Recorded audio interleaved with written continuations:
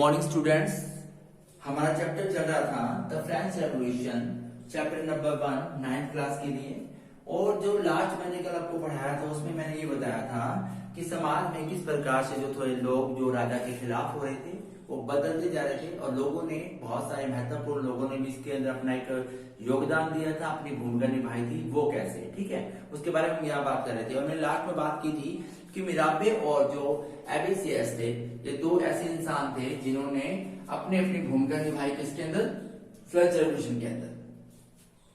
मिराबे और एबीसीएस और मिराबे में सिर्फ दोनों में एक ही ऐसी बात थी जो नहीं मिलती थी। वो बात क्या थी? जो एबीसीएस थे वो क्या थे? एक प्रीस्ट थे। प्रीस्ट मतलब होता है चर्च के पुजारी कह दीजिए, उसे फादर कह दीजिए, मतलब धार्मिक विचार वाले इंसान थे, अच्छे इंसान थे। जो मिराबे थे वो एक नॉबलिस्ट थे, मतलब नॉवल लिखते थे अच्छे अच्छे, लेकिन उनमें बहुत बुरी आदत थी। वो बुरी आदत क्या थी? वो थोड़े से दिल फेंक थे। वो मतलब बुरी प्रवृत्ति के आदमी थे, मतलब वो औरतों के प्रति उसका जो नजरिया था वो बुरा था। उन्हें वो गंदी नजर से देखते थे, जिसके कारण क्या था, समाज में मिराबे के एक रेपुटेशन बन गई थी, एक इमेज सेट हो गई थी औरतों की नजरों में और दूसरों की नजरों में कि ये औरतों के बारे में बुरा सोचता है, इसलिए समाज के लोग ज्यादा उसे पसंद नहीं करते। सबसे पहले हम एबीसीएस की बात कर लेते हैं। यहाँ पे Abbe Sieyes originally a priest wrote a influential pamphlet called what is the third state.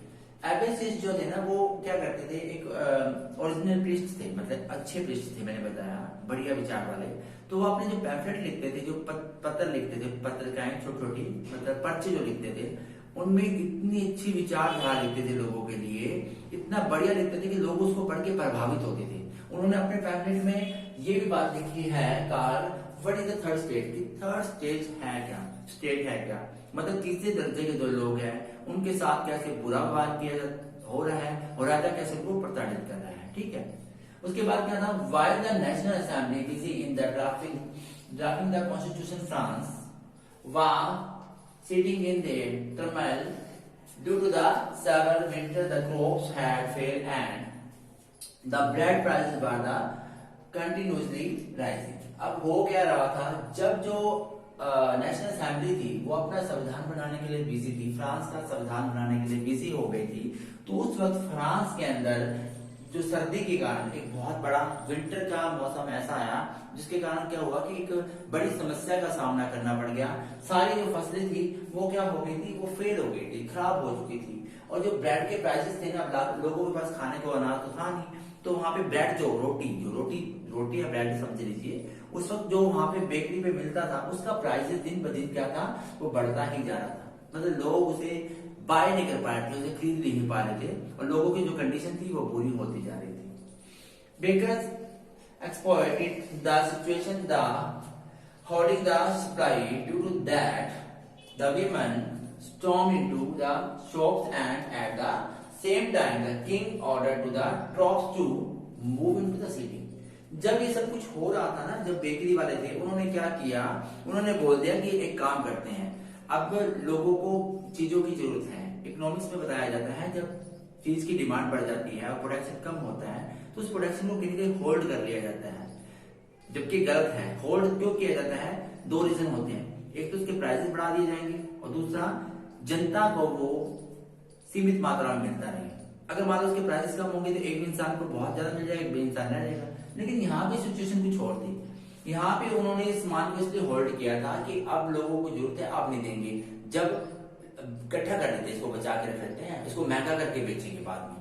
अब लोगों को तो और प्रॉब्लम होगी, एक तो वो सामान महंगा मिल रहा था, ऊपर से वो देने को भी तैयार नहीं थे बेकरी वाले।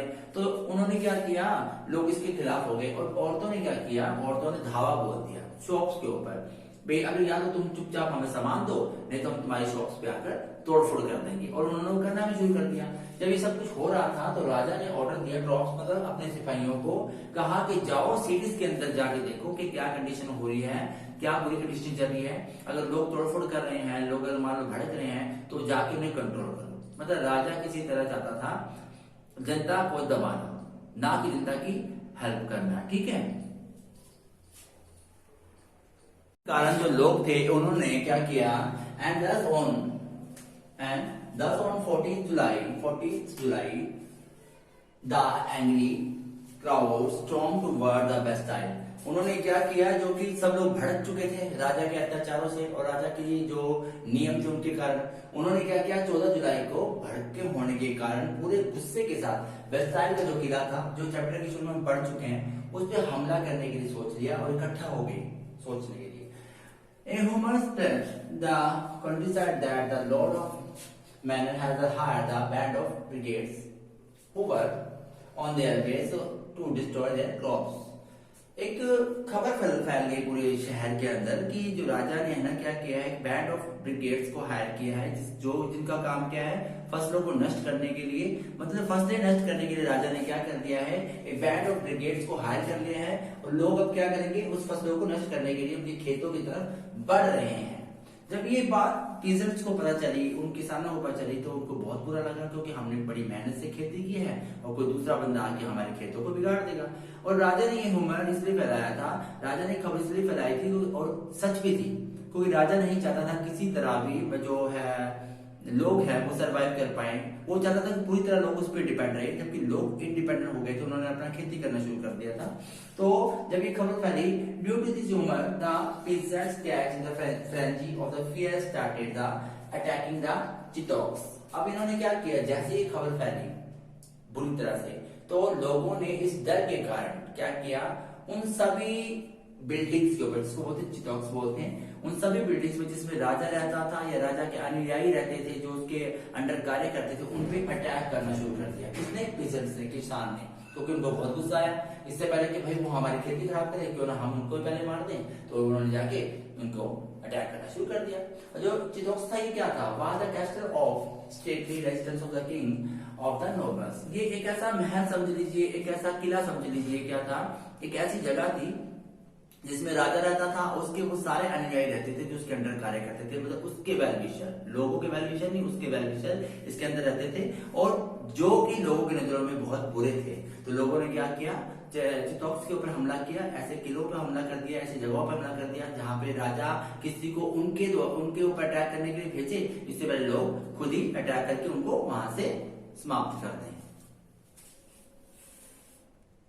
साथ लोगों ने क्या किया, चिटॉक्स जैसी जगहों पे हमला करने के बाद उन्होंने क्या किया, लोगों ने लूटपाट मचा दी अपनी सेफ्टी के लिए, अपने आप को प्रूफ करने के लिए कि वो राजा के खिलाफ हैं, और वहां से जो चीजें थी उनको इकट्ठा करने के लिए। तो उसमें क्या था, उसमें था looted the grain, burn down the documents containing the record of monarchical dues। monarchical dues का मतलब होता है, मैं आपको बाद में बताता हूँ। उसमें क्या था, उसमें लोगों ने ग्रेन्स को लूटना शुरू कर दिया और जितना भी चीज डॉक्यूमेंट्स उनको जला दिया। कैसे डॉक्यूमेंट जला दिए, कैसा रिकॉर्ड जलाया लोगों ने, मनोरियल ड्यूज। मनोरियल ड्यूज क्या होते हैं, the peasant hold land for the lord noble of the and state in the return of the fixed dues in the cash of king।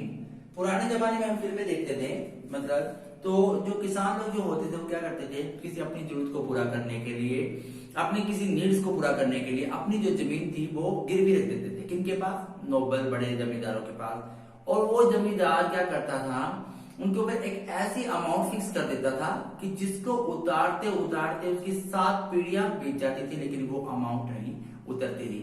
उसकी एक पिक्चर है द मदर इंडिया, उसमें भी ऐसे एक थीम उठाई गई है, तो वो पिक्चर आप देखिएगा, बहुत अच्छी मूवी है, जिससे आपको एक कॉन्सेप्ट जो है वो क्लियर भी हो जाएगा। बहुत पुरानी मूवी है, नरगिस और सुनील दत्त की मूवी है। चलिए वापस आ जाते हैं इसी के ऊपर। तो जो पीजेंट, जो किसान थे ना, उनकी जो जमीन को होल्ड कर रखा था, मतलब उन्हें फिक्स प्राइस दिया गया था, कि अमाउंट दे दी गई थी, लेकिन वो अमाउंट उनकी कभी उतरने को आई नहीं थी। अब उनको मौका मिल गया था, तो उन्होंने क्या किया, वो सारे के सारे मोनेटरी ड्यूज जो थे ना, जिसमें वो लिखा हुआ था कि उनसे उधारी दिया गया है या कुछ और था, वो सारे डॉक्यूमेंट्स उन्होंने जला दिए। उन्होंने जला दिए किसानों ने कि देखो आप कहां से लोगे हमसे उधारी, तुम्हारे पास तो कोई प्रूफ ही नहीं होगा। Faced with the power of revolving subject, Louis XVI finally accorded the recognize to the National Assembly। अब जब उन्होंने देखा ना लुईस 16 ने, भी जनता तो बहुत बड़ी हो चुकी है, उसको सामना करना बहुत मुश्किल है। अब सिपाही कितने की जनता का सामना कर लेंगे, जनता इतनी ज्यादा थी कि सिपाही उनका सामना नहीं कर पा रहे थे, और लोग पूरी तरह से अग्रेसिव हो चुके थे, भड़क चुके थे। राजा को कहीं ना कहीं ये लग रहा था कि उसकी गद्दी और उसका जो राज्य जो है खतरे में है। तो उन्होंने बोला चलो ठीक है भाई, ये सब सिचुएशन देखते हुए चलो कोई बात नहीं, तो नेशनल असेंबली है उसकी कुछ डिमांड्स जो लाए थे 40,000 के आसपास, वो तो पूरे नहीं हो पाएंगी, लेकिन चलो उनको बुलाओ, हम उनसे बैठ के बात करते हैं, चलो हम क्या करेंगे उनकी कुछ डिमांड्स को पूरा कर लेते हैं, उनको हम नेशनल असेंबली को भी उस जो पैनल बनाया गया था पूरा उसका एक हिस्सा बना देते हैं, ठीक है। इसी के साथ on the night of 4th August 1789, the Assembly passed a decree abolishing the federal system on and taxes. अब 4 अगस्त 1789 के अंदर क्या हुआ, असेंबली ने एक ऐसा कानून तैयार कर दिया, एक ऐसी चीज पास कर दी जिसमें ये कहा गया था कि ये जो फेडरल सिस्टम है, जो टैक्सेस है, इनको खत्म किया जाए। राजा अपनी मन मर्जी से जो लोगों से पैसा इकट्ठा कर रहा है, जो टैक्स लगा रखे हैं, उन्हें पूरी तरह से खत्म कर दिया जाए।